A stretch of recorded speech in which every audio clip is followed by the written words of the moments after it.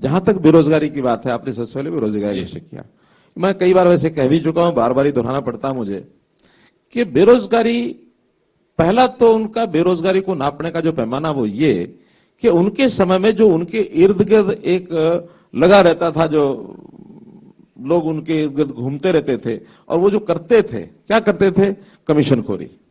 इसका काम करा दिया, उससे पैसे ले लिए, उसका काम कर दिया, उससे पैसे ले लिए, इलाके से लोगों को भर लाए और भर के कला के और काम करा के उससे अपनी जेब से निकाल लिया जो निकालना था।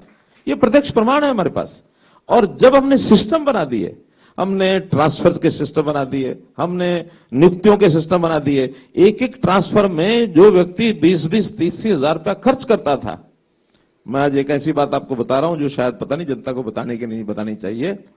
हुड्डा साहब की सरकार में मेरे भाई की पत्नी हेल्थ डिपार्टमेंट में सर्विस करती थी, उसको कहीं दूर उन्होंने ट्रांसफर कर दिया। भाई की इच्छा थी कि कहीं घर के नजदीक आ जाए। उस ट्रांसफर को कराने के लिए उसको 6,000 रुपये देना पड़ा था, 6,000 रुपये मेरे भाई को। और किसको दिया था वो नाम नहीं बताऊंगा, उनके सरकार के हिस्से होते हैं तो वो चलता रहता। अब ये एक एक व्यक्ति इस प्रकार के धंधे करता था।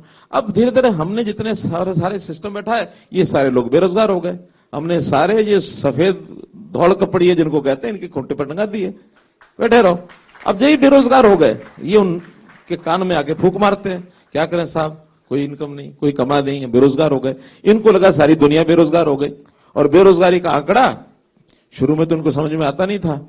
2017 में ये जो सीएमईआई जी, ये जो संस्था है, इसने 2017 में हमारे यहां किसी एक महीने में कहा हरियाणा जो है एम्प्लॉयमेंट पे बहुत बेस्ट है, यहां अनएम्प्लॉयमेंट रेट सिर्फ 2% है। ये सीएमईआई का 2017 का आंकड़ा बता रहा हूं आपको जी। और वही संस्था, उसके किसी ने कान मरोड़े होंगे कि अब क्या कर रही है, 2% है। फिर उन्होंने बढ़ना शुरू किया, 2% से फिर 10% पर आए, फिर 15 पर आए, फिर 18 पर आए, 25 पर आए, 30 पर आए, 35, 38। अब 38% तक भी उन्होंने एक बार शो कर दिया।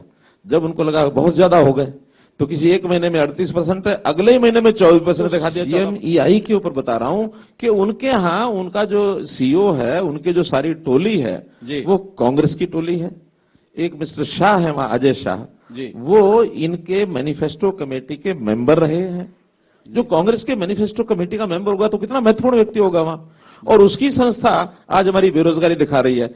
और उसमें भी चूंकि वो संस्था ऐसी, उन्होंने बाकायदा अपने वेबसाइट पर लिखा हुआ है कि हमारी संस्था तो जो भी कोई जिस प्रकार का डाटा हमारे से सर्वे कराना चाहे वो करा सकते हैं। वो प्रीमियम बेस्ड है, यानी उनकी जो उसमें क्या उसको बोलते हैं, सब्सक्रिप्शन बेस्ड, कि वो सब्सक्राइब करते हैं कि किस प्रकार का डाटा आपको चाहिए, हमको पैसा दो, हम डाटा देते हैं। ये उनकी वेबसाइट पर है। तो ऐसी प्राइवेट संस्था और जो इनकम ओरिएंटेड संस्था है, उसके ऊपर हमको क्यों करना उसका भरोसा। हां, कल को अगर हम उससे अपना काम कराने लग जाए सर्वे का पैसे दे करके, शायद हमारा ही वो दिखाना कम शुरू कर देगी। मुझे इसमें नहीं जाना, मुझे तो अपने सिस्टम पर भरोसा है। क्या हमने परिवार पहचान पत्र में पूछा आप क्या करते हो, तो किसी ने कहा किसान है, किसी ने कहा दुकानदार है, किसी ने कहा मैं बेरोजगार हूं। जिन्होंने बेरोजगार कहा है वो 8,17,000 लोग हैं सिर्फ। और हमारा जो गवर्नमेंट ऑफ इंडिया का जो ऑफिशियल डाटा है उसमें वो 8,70,000 है। अब 8 लाख 8,70,000 ये अंतर हो सकता है, लेकिन 8 लाख का वो 30 लाख नहीं हो सकता कभी भी। ये जो 10-11 लाख लोग फॉर्म भरते हैं, इसमें बहुत लोग ऐसे होते हैं जो किसी एक नौकरी में पहले लगे होते हैं, प्राइवेट में होते हैं, सरकारी में अच्छा करते हैं। ग्रुप डी वाला ग्रुप सी में अगर उसकी क्वालिफिकेशन है तो सी में भी भरता है। तो ये कुछ लोग ऐसे होते हैं जो अंडर एम्प्लॉयड अपने आप को मान के चलते हैं, वो भी भरते हैं। तो ये कुल मिलाकर के संख्या 6%, 7% ये होती है। और किसी भी इकोनॉमी में 5% संख्या, चाहे आप अमेरिका को उठा के देख लीजिए, 4 से 5% बेरोजगारी वहां भी है, कोई बेरोजगारी नहीं है। तो आपका दावा है कि हरियाणा में कुल मिला के बेरोजगारों की बात करें तो 8,17,000। उस दावे से बिल्कुल विपरीत है जो सीएमईआई के आंकड़े बताते हैं। मैं तो बता रहा हूं, मैं उसको कर रहा हूं, चैलेंज कर रहा हूं सीएमईआई। तो ये मुख्यमंत्री जी के खुले मंच से चुनौती है उस संस्था को कि वो अपने आंकड़ों की सत्यता को प्रमाणित करे। बहरहाल इसी के अंतर्गत बात जब उन्होंने एज वाइज जो हिस्से किए, 18 साल से नीचे के लोगों को भी उन्होंने बेरोजगार बता रखा है। अब 18 साल से नीचे बेरोजगार नहीं होते हैं, उनकी पढ़ाई की उम्र होती है, उनको पढ़ना होता है।